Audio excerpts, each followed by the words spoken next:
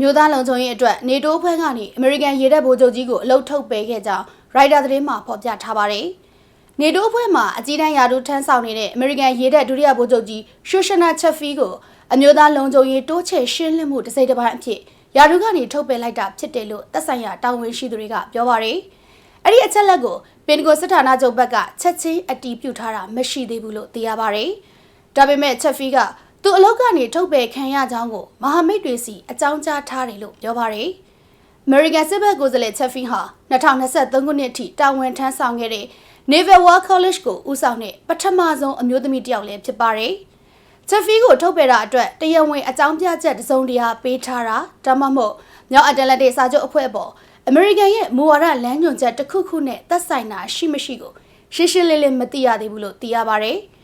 Senate Armed Services Committee ကထိပ်တန်းဒီမိုကရက်တစ်တယောက်ကတော့ဒုတိယဗိုလ်ချုပ်ကြီးချက်ဖီကိုတရားမျှတမှုမရှိထုတ်ပယ်တာက